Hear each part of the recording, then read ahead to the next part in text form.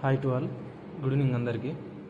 మనం ఈరోజు ఈ వీడియోలో రన్నింగ్ ఎప్పుడు ఉంటుంది, అంటే పీఈటీ పీఎస్టీ ఎప్పుడు ఉంటుంది అండ్ ఎట్లా ఉంటుంది, ఎవరెవరు ప్రాక్టీస్ చేసుకోవాలి, తక్కువ స్కోర్ వచ్చిన వాళ్ళు ఏం చేయాలి అనేది ఈ వీడియోలో తెలుసుకుందాం డీటెయిల్గా. ఫస్ట్ ఆఫ్ ఆల్ మనకు ఈ గత 3 సంవత్సరాల నుంచి రన్నింగ్ అంటే 3 నోటిఫికేషన్స్ అట్లా జరుగుతూనే ఉన్నాయి, ఎవ్రీ ఇయర్ జరుగుతూనే ఉన్నాయి నోటిఫికేషన్స్. మనం 22-23ది అండ్ 23-24ది అండ్ 24-25ది ఈ 3 నోటిఫికేషన్లను కంపేర్ చేసుకుని చూస్తే ఒకసారి ఈవెంట్స్ ఎప్పుడు ఉంటుంది అనేది మనకు క్లారిటీ వస్తుంది అండ్ ఎంతమంది పీఈటీ పీఎస్టీ క్వాలిఫైర్ అనేది తెలుస్తుంది. ఫస్ట్ ఆఫ్ ఆల్ మనం వేకెన్సీ చూద్దాము. 22-23 నోటిఫికేషన్లో 50,187 పోస్టులు ఉన్నాయి. అంటే వేకెన్సీస్ రిలీజ్ చేసిండు. అప్పుడు దానికి అప్లికేషన్స్ అనేది 50 లక్షల పైన అప్లికేషన్స్ వచ్చినాయి. పీఈటీ పీఎస్టీకి అనేది 3 లక్షల మందిని పిలిచిండు, 3,70,000 మందిని పిలిచిండు. అండ్ 23-24 నోటిఫికేషన్లో వేకెన్సీస్ వచ్చేసి 46,617 వేకెన్సీస్ అనేది రిలీజ్ చేసిండు. దానికి అప్లికేషన్స్ అనేది 47 లక్షల పైన వచ్చినాయి. దానికి పీఈటీ పీఎస్టీకి ఎంతమందిని పిలిచిండు, 3,50,000 మందిని పిలిచిండు. అదేవిధంగా ఇప్పుడు 24-25 అంటే ఇప్పుడు జరుగుతున్న నోటిఫికేషన్, ప్రస్తుత నోటిఫికేషన్కి పోస్టులు ఎన్ని 39,481. టోటల్ అప్లికేషన్స్ ఎన్ని వచ్చినాయి, 50 లక్షల పైన వచ్చినాయి. సో ఇప్పుడు ఈసారి అంటే గత 2 నోటిఫికేషన్లతో కంపేర్ చేస్తే ఈసారి ఉన్న నోటిఫికేషన్కి ఖచ్చితంగా అప్రాక్సిమేట్లీ 3 లక్షల పైనే పిలుస్తాడు కన్ఫామ్గా. అండ్ మనం ఆన్సర్కి ఎప్పుడు రిలీజ్ చేస్తారు అంటే ఆన్సర్కి రిలీజ్ చేసిరు కదా, ఇప్పుడు ఈవెంట్ ఎప్పుడు ఉంటుంది, పీఈటీ పీఎస్టీ ఎప్పుడు అంటే నిర్వహిస్తారు అనేది చాలామందికి డౌట్స్ ఉంటాయి ఇప్పుడు మ్యాక్సిమం. ఇప్పుడు దాని గురించి డీటెయిల్గా తెలుసుకుందాం. ఆన్సర్కి అనేది 22-23 అంటే ఇది మా నోటిఫికేషన్లో. మా నోటిఫికేషన్ అప్పుడు Feb 18 ఆ రోజు మహాశివరాత్రి మేబీ ఆ రోజు మార్నింగ్ రిలీజ్ చేసిండు ఈవెంట్. ఆన్సర్కి రిలీజ్ చేసిన తర్వాత మాకు మేలో ఈవెంట్స్ పెట్టేసిండు. నాది May 3కి ఉండే ఈవెంట్, అంటే మేలో ఈవెంట్ జరిగినాయి. అంటే ఫెబ్కి వచ్చిందంటే మేలో ఈవెంట్ జరిగిందంటే మధ్యలో ఎంత March, April 2 నెలలు మాత్రమే టైం ఇచ్చిండు మాకు ఈవెంట్ ప్రాక్టీస్ చేసుకోవడానికి. అండ్ ఇంకోటి ఏంటంటే 23-24 మా తర్వాత నోటిఫికేషన్కి జూలైలో కీ ఇచ్చిండు, సెప్టెంబర్లో ఈవెంట్ పెట్టేసిండు. అంటే ఇక్కడ ఎంత టైం ఇచ్చిండు, జూలై ఆగస్ట్ 2 నెలలు, అంటే నెలన్నర. ఈ నోటిఫికేషన్ చూస్తే అంతే, నెల టైం ఇచ్చిండు. అండ్ ఈ నోటిఫికేషన్ చూడండి, ఇప్పుడు కీ ఎప్పుడు ఇచ్చిండు మనకు March 4కి ఇచ్చిండు. ఏప్రిల్, మే, జూన్. మే ఎండింగ్లో అయినా జూన్ స్టార్టింగ్లోనే ఉండొచ్చు ఖచ్చితంగా ఈవెంట్స్. సో రన్నింగ్ అనేది ఎవరెవరు ప్రాక్టీస్ చేసుకోవాలనేది ఇప్పుడు డీటెయిల్గా తెలుసుకుందాం. ఇప్పుడు మనం రన్నింగ్ గురించి అంటే పీఈటీ పీఎస్టీ గురించి మాట్లాడుకుందాం. మనకు యాజ్ ఏ నోటిఫికేషన్ ప్రకారంగా అంటే షార్ట్ లిస్ట్ ఎవరెవరికి అంటే పీఈటీ పీఎస్టీకి యూఆర్ నుంచి 30%కి అండ్ ఓబీసీ అండ్ ఈడబ్ల్యూఎస్కి 25% and remain SC ST other categories వీటికేమో 20% అని మనకు నోటిఫికేషన్లు ఇచ్చిండు, వీళ్ళను పీఈటీ పీఎస్టీకి పిలుస్తామని. కానీ ఓవరాల్గా ఏంటంటే 40-50% వచ్చిన వాళ్ళు, అంటే 40% ఎబో వచ్చిన వాళ్ళు మ్యాక్సిమం అందరూ రన్నింగ్ ప్రాక్టీస్ చేయండి. ఎందుకంటే 40% అంటే ఎంత, 40 × 160/100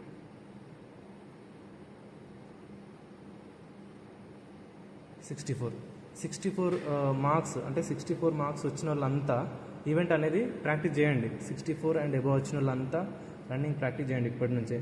ఎందుకు అని అంటే ఇప్పుడు ఎట్లా అంటే ఆర్ఆర్బీ గ్రూప్ డి కానీ స్టేట్లో ప్రిపేర్ అయ్యే వాళ్ళు కానీ అండ్ అదర్ నోటిఫికేషన్స్ ఏదో సీజిఎల్కి కానీ ఇంకా స్టేట్లో జాబ్స్ ఉంటాయి కదా, వాటికి అన్నిటికీ అప్లై చేసిన వాళ్ళు టైంపాస్గా ఎస్ఎస్జిడి టైంపాస్గా రాస్తారు కొంతమంది.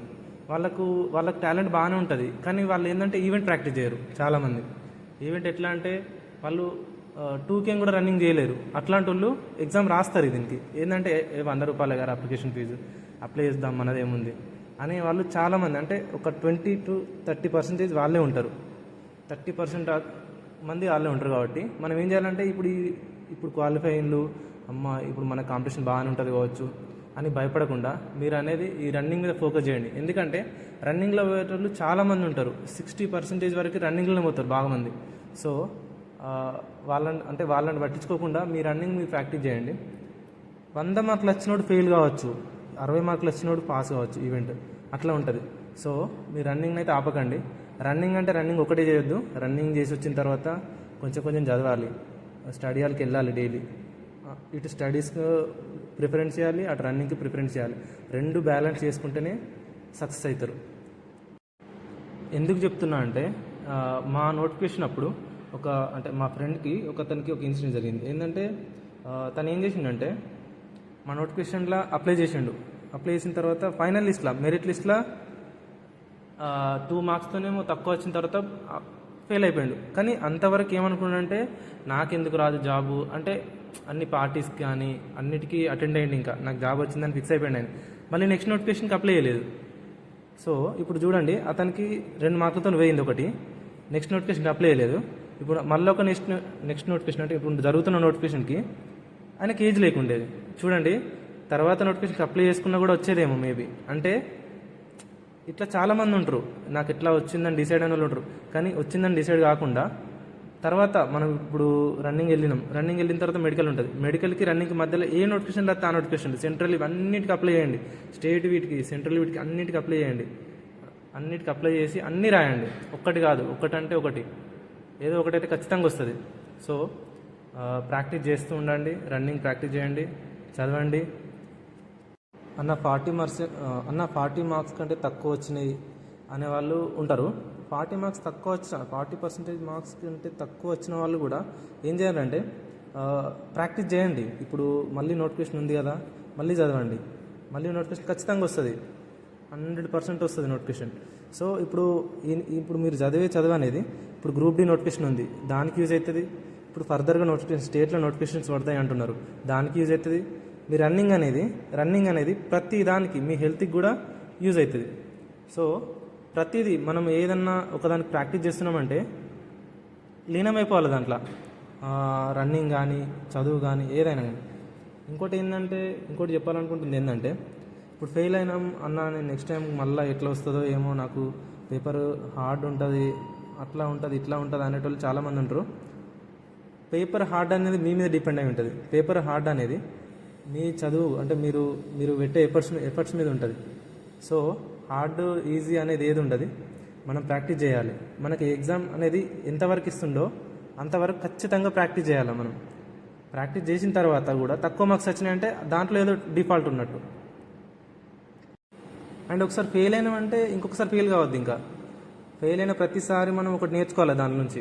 ఇప్పుడు ఈసారి రన్నింగ్లో ఫెయిల్ అయ్యాం, నెక్స్ట్ టైం రన్నింగ్లో ఫెయిల్ కావద్దు. ఈసారి ఎగ్జామ్లో ఫెయిల్ అయినాం, నెక్స్ట్ టైం ఎగ్జామ్లో ఫెయిల్ కావద్దు. ఇంకా ఈసారి ఎట్లా అంటే కొంతమంది చెస్ట్లో ఫెయిల్ అవుతారు, నెక్స్ట్ టైం చెస్ట్లో ఫెయిల్ కావద్దు. ఇంకా అంటే చెస్ట్లో ఫెయిల్ కావద్దంటే మంచిగా తినాలి, జిమ్కి వెళ్ళాలి, బాడీ మీద వర్కౌట్స్, బాడీ మీద ఫోకస్ ఎక్కువ చేయాలి, మంచి ఫుడ్ తీసుకోవాలి. హెల్త్ ఈజ్ ఇంపార్టెంట్, అన్నిటికంటే హెల్త్ అనేది బాగా ఇంపార్టెంట్.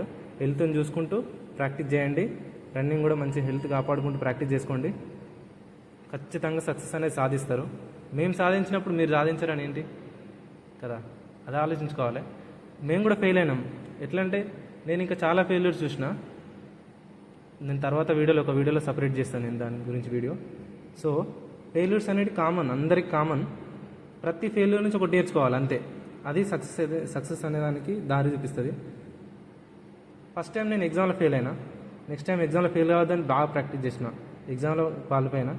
నెక్స్ట్ టైం ఇది ఈవెంట్ చెస్ట్లో పోయింది నాది, మళ్ళీ నెక్స్ట్ టైం చెస్ట్లో పోవద్దని జిమ్కి వెళ్ళిన, మళ్ళీ థర్డ్ నోటిఫికేషన్లో అన్నీ వెళ్ళినాయి, జాబ్ వచ్చింది సిఐఎస్ఎఫ్ నాకు. అట్లా అంటే మనం ప్రతి నోటిఫికేషన్లో ఒక్కొక్కటి నేర్చుకోవాలి. ఇంకా ఇప్పుడు ఈసారి ఎగ్జామ్లో ఏంటంటే మనకి ఎగ్జామ్లో ఎక్కడ పోతుంది, మనం ప్రాక్టీస్ ఎక్కడ చేస్తలేము అవి చూసుకోవాలి. మనకి ఎక్కడి నుంచి క్వశ్చన్స్ వస్తున్నాయి, ఎందులో నుంచి చదువుకోవాలి, అవన్నీ చూసుకోవాలి ఎగ్జామ్ పాయింట్ ఆఫ్ వ్యూలో. అండ్ ఈవెంట్ ఇప్పుడు ఈ ఎగ్జామ్ వెళ్తుందన్న, నాది ఈవెంట్ పోతుంది అన్నప్పుడు ఈవెంట్ ఎట్లా చేస్తే ప్రాక్టీస్ అంటే ఎట్లా చేస్తేనే ప్రాక్టీస్ చేస్తే క్వాలిఫై అవుతా. 24 minutesలో 5 km ఈవెంట్ ఉంటుంది అబ్బాయిలకి, అమ్మాయిలకి 1600 meters ఉంటుంది. అబ్బాయిలు ఎట్లా అంటే 5 km in 24 minutes. ఈ వీడియోలో ఇంతే ఫ్రెండ్స్. నెక్స్ట్ వీడియోలో మళ్ళీ కలుద్దాం. నెక్స్ట్ వీడియో ఏంటంటే రన్నింగ్ అంటే రిజల్ట్ ఎప్పుడు ఉంటుంది, అంటే దీని గురించి రిజల్ట్ ఎప్పుడు రిలీజ్ చేస్తాడు, అండ్ పిహెచ్డి ఎప్పుడు ఉండబోతుంది, అండ్ మెడికల్ ఎప్పుడు ఉంటుంది, ఫైనల్ మెరిట్ లిస్ట్ ఎప్పుడు రిలీజ్ చేస్తాడు, మన జాయినింగ్స్ ఎప్పుడు ఉంటాయి అనేది ప్రతి దాని గురించి డీటెయిల్గా వీడియో చేద్దాం. ఈ వీడియోకి ఇంతే friends. Bye to all. Thank you for watching. జై హింద్.